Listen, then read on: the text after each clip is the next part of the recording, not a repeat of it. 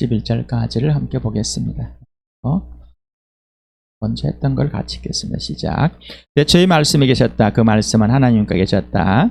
그 말씀은 하나님이셨다. 그는 태초에 하나님과 함께 계셨다. 모든 것이 그로 말미암아 창조되었으니 그가 없이 창조된 것은 하나도 없다. 창조된 것은 그에게 생명을 얻었으니 그 생명은 사람의 빛이었다. 그 빛이 어둠 속에 비치니 어둠이 그 빛을 이기지 못하였다. 하나님께서 보내신 사람이 있었다. 그 이름은 요한이었다. 그 사람은 그 빛을 증언으로 왔으니 자기를 통하여 모든 사람을 믿게 하려는 것이었다. 그 사람은 빛이 아니었다. 그는 그 빛을 증언하러 왔을 따름이다. 참빛이 있었다. 그 빛이 세상에 와서 모든 사람을 비추고 있다. 그는 세상에 계셨다. 세상이 그로 말미암아 생겨났는데도 세상은 그를 알지 못하였다.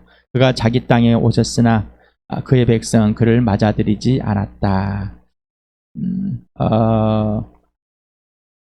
하나님은 세상의 언어를 사용하여 자신을 표현합니다. 문자는 같지만은 그 내용과 의미는 다릅니다.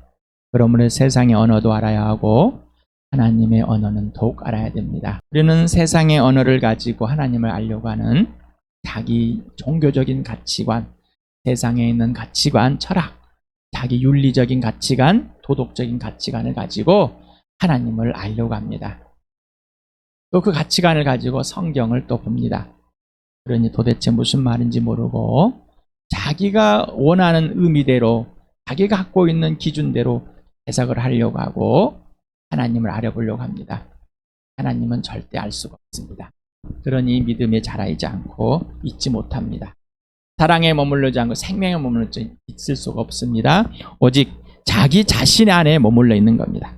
자기 중심적으로. 여기서 로고스라는 단어를 지난번에 했습니다. 로고스는 모든 것을 지배하고 로고스를 인식하는 것 안에 있다, 지혜가 있다라고. 헤라클레이토스라는 에베소에는 철학자가 있답니다. BC 535년에서 475년 동안까지 살았는데 이 사람이 사용했던 것이 문헌에 남아있는가 봅니다. 처음 사용했다라고 하는데 꼭 그렇지만 않겠죠. 로고스는 말을 하고 사물의 존재가 무엇인가를 파악하는 인간의 분별과 이성이다. 이렇게 네이버의 지식백과에 나와 있습니다. 여러분이 쉽게 접근할 수 있도록 제공을 해드리는 겁니다. 이러한 철학적인 사상의 바탕에 있습니다. 스토아 철학이, 에피쿠르스 철학이 사도행전 17장 할 때 심해 봤죠. 그리고 영지주의처럼 이제 슬슬 이단들이 발생하고 부활을 부인하는 사람, 예수님을 믿고 점점점 시간이 흘러가는데 복음이 쇠퇴해가고 교회 공동체가 서로 사랑하는 것들이 무너져가고 예수의 부활의 경험을 점점점 희미해가는 성령의 삶을 따라가는 값비싼 생명을 살아가는 그런 삶들이 점점점 사라져가고 있는 가 있습니다. 사도 요한이 거의 85년 100년 사이에 전 대상을 해서 요한 복음을 성령께서 쓰게 해서 씁니다. 그래서 지금까지 우리에게 왔습니다. 근데 여기에서 로고스라는 단어를 선택했는데 이 로고스를 예수님, 하나님의 말씀으로 또 예수 자체로 이렇게 표현합니다. 자, 그들의 철학을 잠잠하게 만들어버렸습니다. 그들의 철학을 갖고 있는 이런 사고를 가지고 있는 것들을 가지고 있는 것을 하나님이란 존재, 하나님의 아들이 사람으로 왔고 진짜로 나의 존재 가치가 뭘며 그리고 그분의 죽으심과 부활을 통해서 진짜 하나님의 아들이고 하나님의 살아계시고 존재하심을 그리고 그 아들이 영원히 살아계셔서 우리의 존재 가치가 무엇인지 우리의 인생의 문제가 무엇인지 분명하게 말하고자 합니다. 성경에서 본 로고스를 봅니다. 구약 성경에는 디바르라는 이 단어가 있습니다. 다바르라는 단어가 있는데 동사나 명사나 같은 말로 사용됩니다. 단어로. 그래서 동사에는 1143의 동사인데 말하다, 의논하다, 약속하다, 정돈, 인도, 통치하다. 이동시키다, 뭐 추종하다 이런 의미를 가지고 있습니다. 그래서 처음 등장한 때가 노아에게 말씀하셨다. 이때 처음 등장하는 단어입니다. 명사로는 말, 언어, 약속, 계획입니다. 띄어쓰기가 잘못됐습니다. 계획, 원인, 뭐 이유 이런 1439회가 사용된 구약에서 창세기 11장 1절에 처음 등장하는데 언어란 단어로 처음 등장합니다. 처음에 세상에는 언어가 하나뿐이어서 모두가 같은 말을 썼다. 답을 쌓는 이 면에서 처음 언어가 하나였다라고 할 때 언어로 사용되어 있습니다. 시편과 이사야서를 한번 봅시다. 같이 읽어볼까요? 시작. 야여 주님의 말씀은 영원히 살아있으며 하늘에 굳건히 자리 잡고 있습니다. 이거를 71년에 보니까 로고스라고 해석했습니다. 이 말씀을 다바르를. 그래서 하나님 말씀 뭐요? 영원히 살아있고 그리고 굳건히 자리 잡고 먼저 존재하고 있다라고 있는 겁니다. 그래서 선제성을 의미한다고 이 신학적인 언어를 썼습니다.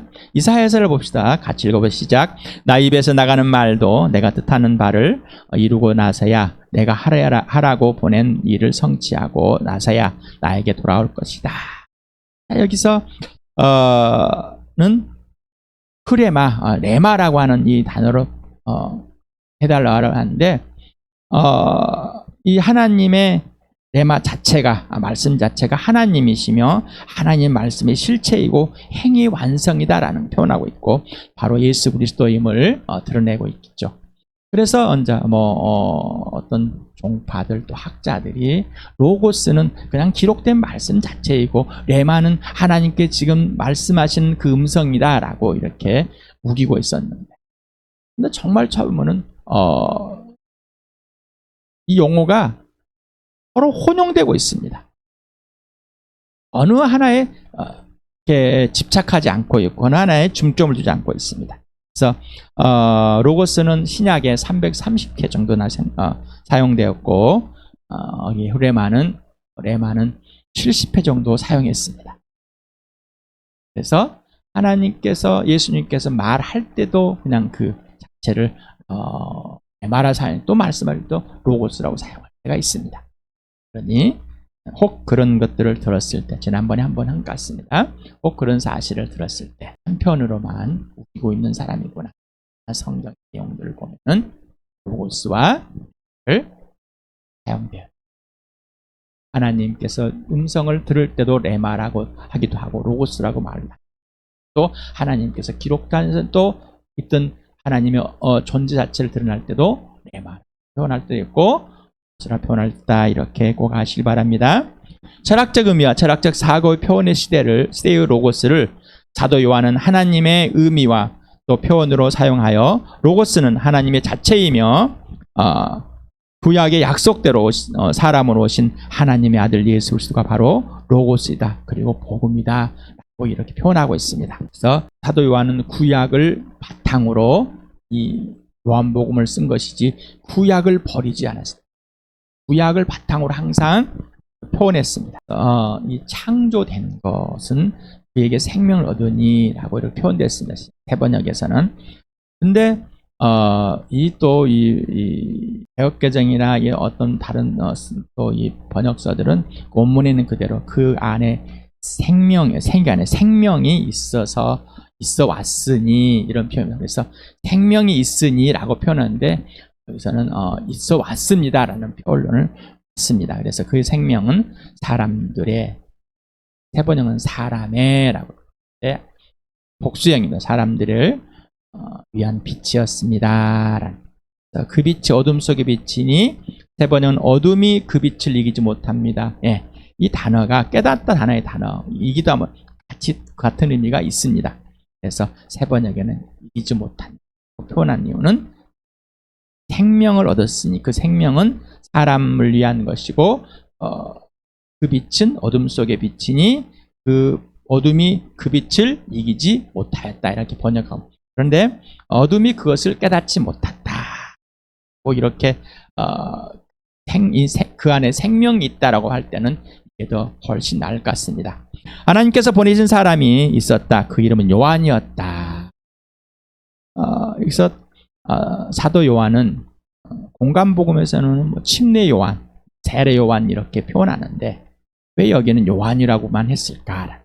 본인도 이름이 요한이고 침례를 예수님보다 6개월 먼저 난 사촌 이 형도 요한이고, 그런데 이 사도 요한은 뭘 해도 아니까 침례 요한이라 표현하지 않고 그냥 요한이라고 표현했습니다. 자기를 아니라 먼저 예수님의 길을 예비한 침례 요한을 그냥 앞에다가 수식어를 붙이지 않고 요한이라고 표현한 것 같습니다. 그래도 이 독자들은 알게 됩니다. 그냥 그 사실을 지금 현재 알고 있기 때문입니다. 그 사람은 그 빛을 증언하러 왔으니 자기를 통하여 모든 사람을 믿게 하려는 것이다. 그 사람은 빛이 아니었다. 그는 그 빛을 증언하러 왔을 따름이다. 참빛이 있었다. 그 빛이 세상에 와서 모든 사람을 비추고 있다. 그는 그는 계셨다. 세상에 그로 말미암아 생겨났는데도 세상은 그를 알아보지 못하였다. 그가 자기 땅에 오셨으나 그의 백성은 맞아들이지 않았다. 그래서 말씀이신 그리고 하나님이셨다. 함께 하셨다. 창조주였다. 바로 그가 인격인 바로 생명이다.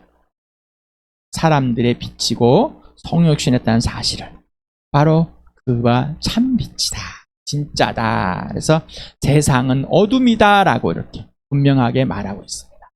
그래서 그 당시에도 이 세상에 어지럽고 좋지 않는 것을 그 사람 삶대로 어둠이라고 표현하다. 우리도 세상이 참 어둠 같아 라고 이렇게 표현합니다. 이런 표현들이 있는데 진짜 어둠은 무엇이냐? 바로 영적인 어둠. 예수님을 알지 못하는 게 어둠이다. 바로 진짜다라는 것을. 사람들이 세상이 예수님을 알지 못하다. 왜? 빛이 쭉 있었음에도 불구하고 비추고 있음에도 불구하고, 그런데 이제 빛이 직접 어디 왔다고요? 세상에 와버렸다. 어떻게? 사람의 모습으로 육체를 입고 누구에게? 유대인들에게, 예수의 백성에게 와버렸다는 것입니다. 그럼에도 불구하고 그들이 모른다. 근데 왔는데 온 사실을 이미 구약에서는 온다는 사실을 예수님이 하나님의 아들 이 땅에 메시아가 온다는 사실을 알려줬고, 이제는 침례 요한을 통해서 온 분을 직접 소개하는 것. 그분을 직접 보고 그분이 하나님의 아들 되심을 증언하는 거라. 그래서 생명, 바로 영원한 생명을 말하면 되기는 육체적인 생명이 아니라, 그래서 깨닫다, 뭐 나타내다, 뭐 이런 때 빛이 왔다. 여기는 이제 파이네오라는 이 원형입니다. 그래서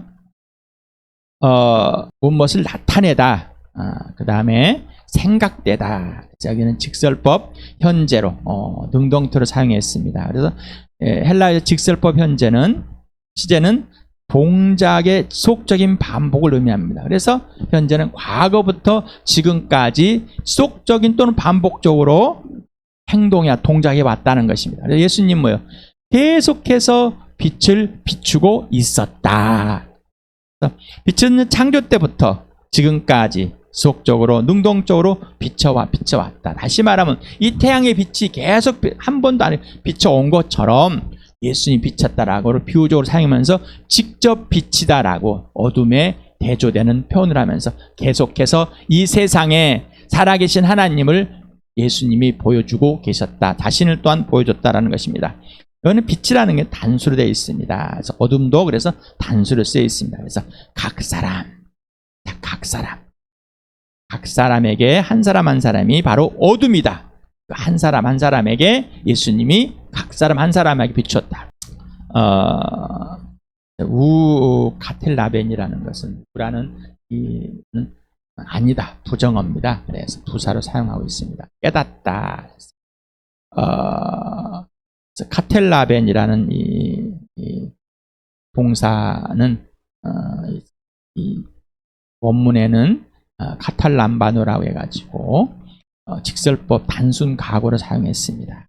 그래서 직설법 단순 과거는 어느 한 시점에 발생된 미래적인 사건을 말하는 겁니다. 그래서 그들은 깨닫지 못했다. 각 사람은 항상 그들은 과거에 순간순간마다 계속 깨닫지 못하고 있었다는 사실입니다. 그래서 지금까지 어둠인 세상은 빛이 속주로 비추고 있었지만은 과거에 존재했던 각 사람은 깨닫지 못했다는 의미입니다. 그래서 하나님께서 보낸 사람, 하나님께 보낸 사람에서 아포스텔로라는 특별한 임무를 받고 수행하도록 보낼 때 사용하는 단어입니다.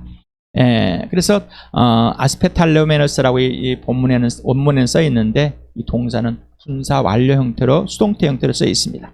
하나님께서 콕 짚어서 택하시고 보냄을 받은 사람이 실제 또 사실 실체적으로 증언했었다는 역사적 사실을 표현하는 겁니다. 침례 요한의 잉태와 출생과 사역이 역사적 사실임을 예포함을 강조하겠습니다. 또한 이 침례 요한을 보할 때 하나님의 계획이 있었고 하나님의 실천이며 하나님의 실현이라는 사실을 보여주는 겁니다. 그런데 설명을 많이 하지 않습니다. 설명은 공간복음에서는 마태, 마가, 누가에서는 설명이 많이 있습니다. 또 누가는 요한이 침례 요한의 예언과 잉태와 또 출생을 이렇게 표현합니다. 하지만은 지금 여기서 아주 간단하게 하나님이 침례 요한을 보냈었다. 네. 빛의 증언자로. 그러면서 그는 빛은 아니다. 라는 것입니다. 네. 아까 말한 것처럼 요한, 침례 요한, 사도 요한 구분을 안 해도 그냥 똑같은 동일한 이름을 앞에 수식어를 침례 또는 사도란 표현을 하지 않아도 독자들은 또 이미 알고 있기 때문에 안다는 사실입니다. 혹 또 헷갈렸다면 잘 정리하시기 바랍니다. 침례는 하나님께서 빛을 증언하도록 보내셨고 그는 보내심을 받아서 빛을 증언하려 왔습니다. 그리고 최종 목적은 자기를 통하여 그 빛을 믿게 하라는 이유입니다. 침례는 빛의 증언자일 뿐이며 빛은 아닙니다. 빛의 차는 예수 그리스도입니다. 예수 그리스도입니다. 빛이 되려는 자만함을 우리는 갖고 있습니다. 하나님보다 높고자 하는 그 악랄한 범죄자이기 때문에 여전히 예수를 믿고 나서도 빛 속에서 있지 않으면은 사기 예수님 굴복을 가져면 자만한 마음, 자기 스스로가 예수님보다 높고자 하는 그 악한 마음이 있습니다. 빛인 척 하려는 욕심이 있습니다. 그래서 사람들로부터 인정받으려고 합니다. 인정받지 않으면 우울함이 내 말을 안 들어주면 우울함이 오고 불안하고 떨리고 어떤 업무를 수행하거든 할 때 거절하고 싶어. 하나님을 신뢰하는 것보다는 자기의 재능이나 자기의 상황을 항상 앞세워 거절하게 돼. 빛을 증언하고 이득을 취하려는 허망한 것들. 그래서 이 사람들은 보상을 받고 자기 지분을 챙기려고 하는 거예요. 침례 요한은 빛이 아니라 빛을 증거한 자다. 예수 믿는 사람은, 성령으로 거듭난 사람은 빛이 아니라 빛을 증거하는 도구일 뿐입니다. 도구라고 그래가지고 기분 나쁘지 마시기 바랍니다. 역할에 있어서 말하는 겁니다. 성령으로 거듭난 자는 복음의 전도자입니다. 모든자. 모두가 복음의 사역자입니다. 거기에 목회자가 있고 일꾼이 있고 하나님의 동역자라고 합니다. 그래서 이사야서 6장 8절을 같이 읽어볼까요? 시작. 그때 나는 주님께서 말씀하시는 음성을 들었다. 내가 누구를 보낼까? 누가 우리를 대신하여 갈 것인가? 내가 아뢰었다. 제가 여기에 있습니다. 저를 보내주십시오. 이사야는 이렇게 고백을 합니다. 하나님의 부르심에. 예레미야는 이렇게 말합니다. 같이 한번 읽어볼까? 시작. 그러나 야훼께서 나에게 말씀하셨다. 너는 아직 너무 어리다고 말하지 말아라. 내가 너를 누구에게 보내든지 너는 그에게로 가고 내가 너에게 무슨 명을 내리든지 너는 그대로 말하여라. 하게 됩니다. 자, 25장 4절을 봅니다. 같이 읽겠습니다. 시작. 야훼께서는 여러분에게 주님의 종 예언자들을 보내시되 꾸준히 보내셨으나 여러분은 예언자의 말도 듣지 않았습니다. 여러분들은 들으려 하지도 않았고 귀를 기울이지도 않았습니다. 네, 하나님께서 이런 자들에게 예레미야를 보냈습니다. 여러분은 어떻습니까?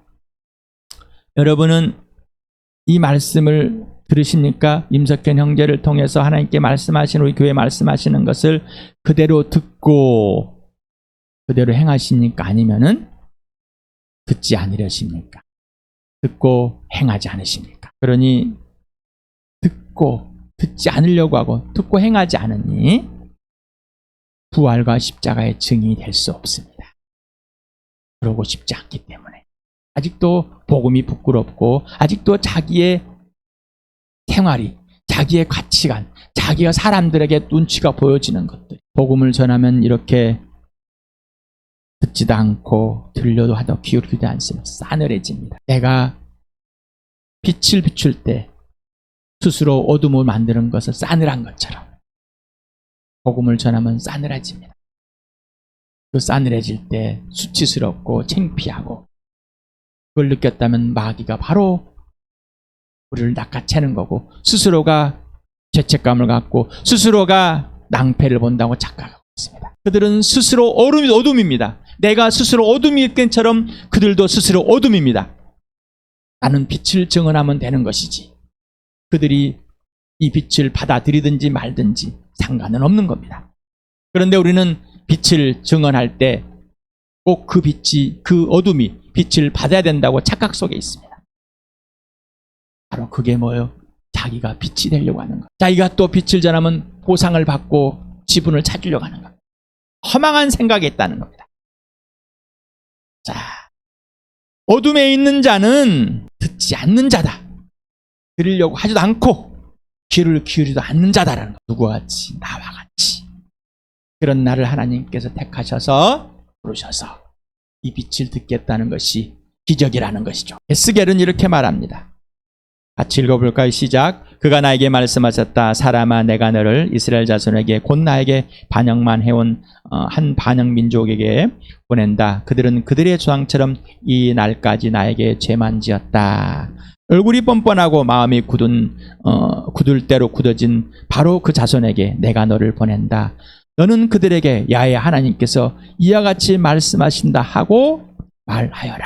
여러분 어떻습니까? 여러분, 성령이 임하면 성령의 능력을 받고 예루살렘과 유다와 사마리아 땅끝까지 내 증인이 되리라. 여러분은 부활과 십자가의 증인으로 이미 되었는데 그 증인으로 서 있습니까? 아니면 다시 말씀, 복음을 부끄러워하십니까? 여러분이, 나와 여러분이 이 복음을 거절하고 듣지 않고 목이 뻣뻣하고 귀를 막아버리고 마음이 어두워져서 허망한 생각에 지각이 없는 자였습니다. 그걸 망각하고 있습니다. 나 같은 죄인 살리신 그 은혜를 망각하고 있습니다.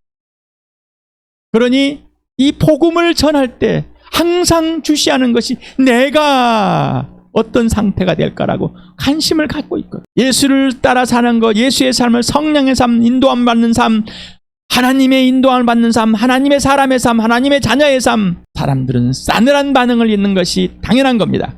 왜? 내가 싸늘하게 대했던 것처럼. 그런데 그것을 다른 사람이 인정 안 해준다고 부끄러워하고 싸늘해진 것에 놀라지고. 어둠입니다. 어둠. 빛이 비춰갖고 그 빛을 증언하지만 그들은 여전히 어둠입니다. 이 세상은 예수님의 것입니다. 이스라엘 땅도 예수님 자신의 것입니다. 이스라엘 백성도 예수님의 자신의 것입니다. 맞습니까? 여러분 예수 믿으십니까? 성령으로 거듭나셨습니까? 하나님의 자녀이십니까? 그러면 예수님 자신의 것입니까? 예수님 것이 맞습니까?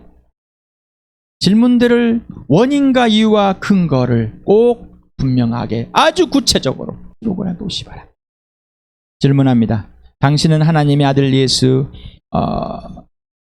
그리스도께 직접 만드신 피조물이십니까? 원인과 이유와 근거를 분명히 돼야 됩니다. 분명하지 않으면은 내가 복음을 모르고 있는 거예요. 복음으로 살지 않고 있기 때문에 엄한 소리만 팍팍하고 엄한 생각만 하고 있는 거예요. 불안과 초조 근심 속에 확 빠져 있는, 자기 일에만 몰두하고 있는 거란 말이에요. 또 질문합니다. 당신은 당신 자신과 재물과 가족, 교회, 이게 실제로 예수님 것입니까? 입으로만 그렇다고 그래야 되니까 내가 이런 말을 하면은 이렇다고 하면은 누군가 인정하고 내 자신이 뿌듯해서 그러고 있습니다. 정말 실제이고 실체인가? 당신은 예수님의 지시대로만 하는가? 그럼 그렇게 하지 않았던 때 당신은 예수님께 범죄한 실제와 실체를 인정하고 고백했는가? 그리고 돌아와서 회개하고 돌아와가지고 이 가운데 진짜로 사귐으로 살고 있다. 다시는 그런 범죄들을 저지르지 않는 것. 또한 반복되면 또 회개하고 있다. 범죄함을 인정하고 분명하게 yes, no를 해야 됩니다. 지나가 버리지 마시기 바랍니다. 이 사실을 구체적으로 작성하여 공동체에 고백하겠습니까? 고백했습니까? 구체적으로. 지속적으로 복음으로 사용하겠습니까? 지속적으로 내 범죄함을 복음을 전할 때 또 다른 사람을 구체적으로 써가지고 알려주시겠다는 말이에요. 성경에 기록한 그들의 범죄를 계속해서 하고 그들의 기록된 것들을 범죄들을 기록해 놓았습니다. 이렇게 공동체에 기록을 해 놓겠냔 말이에요. 그렇게 공동체를 복음을 전할 때 이걸 사용하겠냔 말이죠. yes, no. 분명히 그레이 지역은 없습니다. 어둠이면 어둠, 빛은 빛이지. 질문합니다. 당신은 이사야, 에레미야, 에스겔, 침례 요한처럼 하나님께서 당신에게 특별한 임무를 수행하도록 부르시면 예 하겠는가? 그리고 즉시 순종하겠다. 또 당신은 지금의 성령의 능력의 임재 안에서 부활과 십자가의 삶을 살고 있는가? 그리고 부활과 십자가의 증인으로 역할을 수행하고 있는가? 예스인가 노인가? 구체적으로 원인과 이유와 근거와 이걸 분명히 해야 되는 구체적으로 막연한 삶을 살고 있습니다. 막연한 거는 하나님을 막연하게 만들어버려요. 내가 주인이 되고 내가 왕이 되어서 내 계획과 내 생각과 내 철학과 내 종교관과 내 윤리와 내 도덕을 가지고 하나님을 대하고 있는 겁니다. 침례 요한에게 예수님보다 6개월 먼저 났습니다. 그럼에도 불구하고 예수님을 증언합니다. 세상의 방식으로는 절대 있을 수 없는 형이 먼저고 동생이 먼저. 그러나 하나님 방법은 하나님이 아들 예수 그리스도가 먼저 있으고 그분이 창조이기 때문에 사람은 육신으로는 사천형이지만 하나님은 피조물이기 때문에 예수를 증언하는 빛의 그 사명을 감당. 여러분 어떻습니까? 꼭 이 질문들에 꼭 구체적으로 하루 종일 하더라도 이틀을 하더라도 꼭 하시길 바랍니다.